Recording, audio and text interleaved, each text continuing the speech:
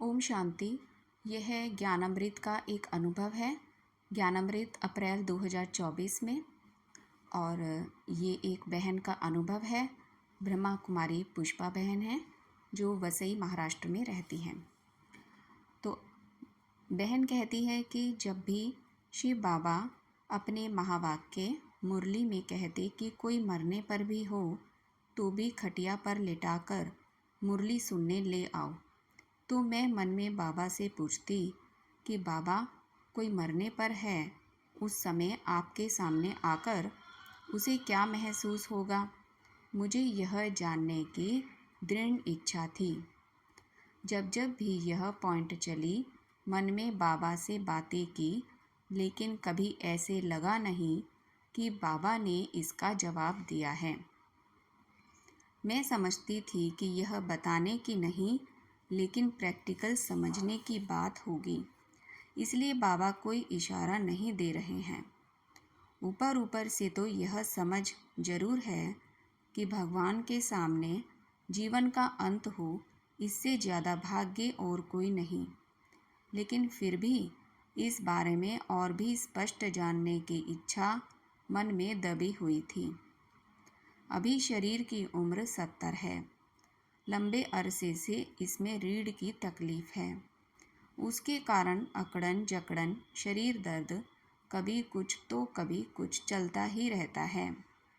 बाबा अपनी शक्ति से चलाता है, यह अनुभव भी है। इस कारण से इन हालातों के बावजूद मैं खुश हूँ। हाल ही में एक दिन ये सभी दर्द अचानक बहुत ज़्यादा बढ़ गए। ऐसे बढ़े कि चलना, उठना, बैठना, यहाँ तक कि सोना भी मुश्किल हो गया। शरीर हिल ना पाए, ऐसा जकड़ सा गया। अमृत वेले उठकर भी बुद्धि बाबा में टिक नहीं पा रही थी।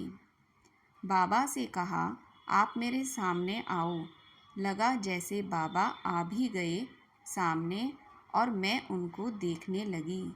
बहुत खुशी हुई, बहुत अच्छा लगा। फिर ख्याल आया कि अभी मुरली क्लास में कैसे जा पाऊंगी। शायद 2-4 दिन ठीक होने तक इंतज़ार करना होगा। जैसे ही यह सोचा, उसके बाद अचानक खुशी की जैसे मन में बाढ़ आ गई, और तब फिर बाबा याद आने लगा। जो पहले दर्द के कारण नहीं हो पा रहा था, अब हिम्मत बंधी, मुरली क्लास जाने की तैयारी की और निकल पड़ी। उस दिन सेंटर के 2 फ्लोर चढ़ने में मुझे 10 मिनट लगे। बाबा के कमरे में गई, तब 2-4 मिनट के लिए ऐसी जकड़न हुई जैसे शरीर किसी ने बांध रखा हो, या यूं कहूँ जैसे कि मैं मूर्ति बन गई, हिल नहीं पा रही थी। फिर बाबा को पूछा, अब क्या करूं, कैसे अपने आप को ठीक करूं। वहाँ भी बाबा बुद्धि को डायरेक्शन दे रहा था।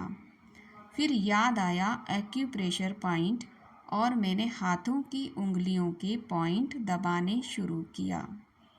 धीरे धीरे शरीर थोड़ा हल्का हुआ, और वहाँ से उठकर मैं क्लास में जाकर बैठ पाई।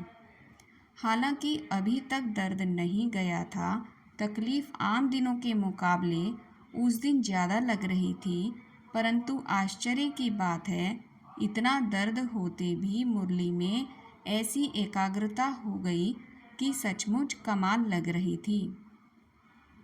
जितना दर्द महसूस हो रहा था, उतनी ही पावरफुल एकाग्रता भी महसूस हो रही थी।